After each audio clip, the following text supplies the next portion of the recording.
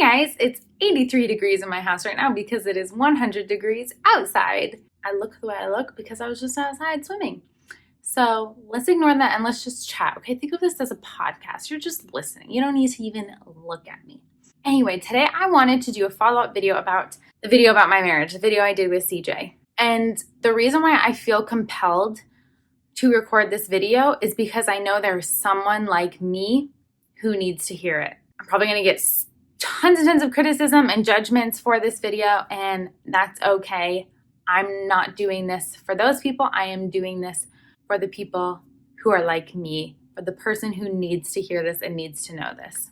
I want to tell you that my marriage is not an easy marriage. I know a lot of you are like, no, duh. And a lot of you might be like, what? But you guys seem so perfect. I want someone who has felt like how I have felt to know that it's okay if your marriage isn't easy. Now, people will tell you, well, no marriage is easy, and everyone has their ups and downs, and everyone struggles with little arguments and stuff here and there. But no one really tells you how hard it is. And I think part of the reason why that is that some people don't have it really hard. Some people just have, their little bit of bickering, their miscommunications, their little bit of arguments or disagreements. And it's annoying, but they get over it and they're fine. That's not my marriage. My marriage is seriously hard. And one of the questions that we were asked in the Q&A was, have things been really rocky? It seems like it has for such a few short years together. And I want to tell you that it is embarrassing.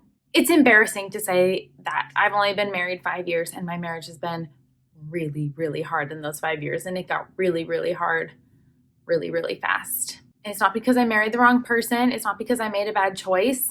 I'm going to be really honest. There have been times where I have thought to myself, things would be easier with someone else. Sure, there would be different problems, still problems, but I'm sure there's someone out there who communicates more like I do, who has the same love language as I do, who wouldn't do these things that are so difficult for me. And it takes a lot of thought work. When I say work, it is work, which is why I'm so grateful that I found Jody Moore's podcast, because all that work made things easier. That doesn't really make sense. Work is hard. So how could working hard make things easier? Well, eventually it just kind of becomes more natural to you, and I don't have to work as hard at it. And it kind of just becomes second nature. And this kind of rewiring of my brain, rewiring of thinking about things becomes like second nature, and it's just easier to do it. Sometimes it's not. It's been a year now that I've been listening to Jody Moore's podcast, and I've been working on my thoughts. And I'm going to be really, really honest, guys. That's what this whole video is for. There have been times where I've said, I don't want to do the thought work. Why can't I just be with someone where I don't have to work this hard, where I'm constantly having to change my thoughts and rewire myself and choose to spin things around differently and think about it differently? Why can't I just have it easier? And the immediate thought that I get when I think that is, because this is how you grow, because this is how you become better, because this is how you relate and can help others. Christ had to suffer. Lots of good people have to suffer and work hard. I'm not suffering. Don't get me wrong. I'm not in, some abusive, horrible, miserable relationship. But there have been days or weeks or even months where there seems to be a lot more conflict than usual. And I'm just so sick of the conflict. And then I have to remind myself of what I learned from Jody Moore, is that a war takes two people. You know what begins a war? Defense. If I say, I don't want to fight, I don't want to have contention, then don't be contentious. Then don't fight. Don't be defensive. Don't argue back. Don't engage with that. And that sounds stupid. I can't just ignore the situation. I can't just ignore the problem. It's so hard, you guys, because society and the norms tell us this is how you should handle things. This is how a marriage should be. This is how a husband should act. And it's so freaking hard to rewire that and to block out those other voices, whether it's friends, family, the internet, Satan, TV shows. The world is telling me, don't work. Your marriage shouldn't be this hard. You shouldn't have this much contention. There could be someone who it's easier with. That might be so true. But you know what? This little sign right here says, choose your love and love your choice. And I was so in love with CJ when I met him. And that's why I chose him. I felt undeserving of him. I was super insecure. I did a lot of things to change myself. I let a lot of things he did slide because I didn't want to fight. I didn't want to argue. I just loved him and didn't want to think about those things, didn't want to be upset. And then there came a point where I said, okay, I'm not at that place anymore. I'm not that same person who I was, who let all these things slide and who felt undeserving and so insecure and like I just had to put up with anything and tolerate anything.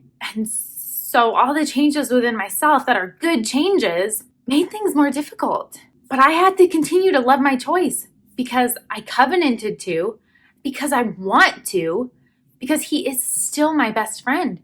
He's still the person I want to go to with everything, even things that hurt him, bad things. He's the person I want to tell because he's my best friend. He's the person I want to hang out with and play with and make jokes with and be goofy with and cook with and go on vacations with and look at. I really, really love him. That's why I continue to choose him. But he's an imperfect person. And I'm an imperfect person. And that makes it really, really difficult sometimes. And you know what? It is just straight up embarrassing to feel like I have to work a lot harder at my marriage than other people work at theirs. My marriage requires a whole lot more effort than other people's. I have to try way harder to change myself, to change my thoughts, to be forgiving, to try to be Christ-like. I see people doing like Q&As on Instagram. People ask them, do you and your husband ever fight? And what's the key to success in your marriage? And it's like these girls say the same thing every time. They say, he's my best friend. He makes me laugh. We just have so much fun together. We can't argue for very long. We can't stay mad at each other because we just love each other so much. And I'm sorry, but that's not me. I can stay dang mad at my husband. I can get to a point where I feel like my world is falling apart because my husband and I are so different. The way we communicate, the things that we think are right and wrong, the way we choose to parent, it's so hard. And that doesn't necessarily mean that he's bad and I'm good, because I promise you it goes the other way. I promise you, if you were in CJ's shoes, all you would see is a wife who's always telling him, I don't like that you do this. I think this is wrong. I don't want you to do that. I want you to stop doing this. I want you to do more of that. You're not good at this. You need to be better at that. Okay, so by no means am I saying I'm good, CJ's bad. I'm saying we're really, really different. We love the same music. We love the same food. We love the same movies, same shows, same sports. We have the same sense of humor. We have the same testimony, the same medical and political beliefs. Those are a lot of big things and a lot of small things. So all those things make you think like, oh yeah, we're compatible. But that doesn't make my marriage easy. There are things that CJ has like programmed within him because of the way he grew up.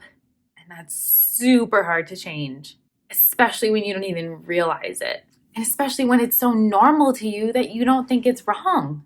And so if you don't think something's wrong, then you can't change it. And by the way, maybe it's not wrong. Maybe there's someone else who would think what CJ does is totally fine, but I don't.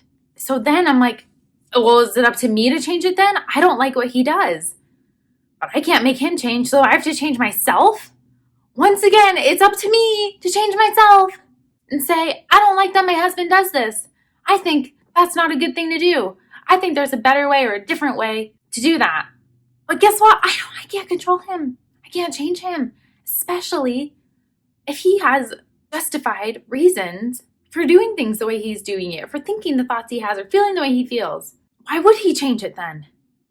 So guess what? It's up to me, again, to do the thought work, to do the things I've learned, to change the way I think about it. I can't tell you guys how many times I have to re-listen to these podcasts to relearn this principle and to remind myself over and over again to just choose love. Maybe I'm wrong. Maybe my way is not right. And maybe I could find 100 women who would agree with me that I am right. But those women don't matter. What matters is my husband and our marriage. So I'm here left again, having to do the work, put in the effort to change my thoughts, to switch things, to look at them differently, to choose love. When sometimes I don't want to choose that. Sometimes I want to choose to be upset because I feel like I'm validated in choosing that. Like I have every reason to not like this or to be upset about this. But at the end of the day, that doesn't give me what I want. I don't want the conflict. I don't want to think negatively of my husband. I don't want to feel sad and feel like, wow, my marriage is so hard. We are so different. So that's why I'm making this video. Because as much as CJ and I have worked through stuff, and as much as we love each other, and as compatible as we are, and as much as we have in common, it is still dang hard. I know there's like a stigma about saying, oh, we go to couples therapy, or we have almost gotten divorced, or, we've had some really hard things that we've had to go through in our marriage. It's embarrassing, and like no one talks about it, especially in the LDS church. When you find out that someone gets divorced, you're like, what? Where did that come from? It's because no one tells you my marriage is freaking hard. And it's okay. It doesn't mean that you married the wrong person. It doesn't mean you're a bad person. It doesn't mean he's a bad person. And putting effort into things and doing work for things is good.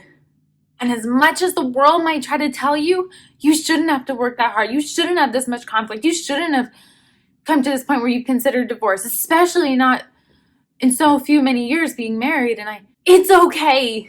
I want you to know that because I want to believe it myself, that it's okay. You don't have to be embarrassed. It doesn't have to be some bad taboo thing to say, yeah, we've had several rough patches. We really, really struggle to communicate, to agree, to show love, to have intimacy, to be on the same page with finances, to be on the same page with parenting, to make big decisions for our family. It's okay. I don't want anyone else to feel like the way I felt, where I'm so embarrassed to tell anyone, oh yeah, we've had a lot of arguments, or I'm really feeling bummed about this thing that we're having a disagreement about. It's okay. Maybe some people do have it easier, and that's okay. I'm not them. My marriage isn't theirs. Good for them. That doesn't mean they got it right and I got it wrong. I love my husband and I love my choice, and I know that choice and the things that we've gone through in our marriage have made me a better person. I know it's worth it to stay with him, even if I could have someone else who, let's say, it's easier with. Again, still would have problems, different problems. But it doesn't matter. I want you guys to know that I've been in a place where I've made mistakes in my marriage. Said things and done things I shouldn't do. I've thought things I shouldn't have thought. Contemplated divorce. I've contemplated the grass is greener on the other side. But I will always continue to fight. As much as it feels like it's exhausting and maybe you're running on empty and you're out of gas. How can I possibly keep going and putting more effort in? Things aren't getting better. It's still hard. It's okay. It doesn't mean that's bad. It doesn't mean you're with the wrong person. It doesn't mean your marriage is bad. It means you're growing, you're stretching, you're being challenged. You are becoming better. Marriage is not a quantifiable thing. Say, oh, my marriage is at a level 99 right now. What matters is that you feel safe and that you do your best to try to be like Jesus and to love your spouse and keep on trying and keep on choosing. It's okay that it's hard. It's okay that your marriage doesn't look like someone else's. It's okay if you've had times where you've thought about leaving, or thought that it might be easier, or thought that you'd be happier, and you're not alone in it either. I'm going to include in the description a couple of the podcast episodes from Jody Moore that I go back to and listen to that are really helpful for me. So I hope they will be helpful to you, and I hope this video can be helpful to you, again, to just let you know that you're not alone and you don't need to be embarrassed. I'm just going to point out that I'm hormonal. So that's why I'm a little extra emotional in this video. But what I said still applies, whether I'm hormonal or not. Okay, thank you for watching. I'll see you next time. Bye.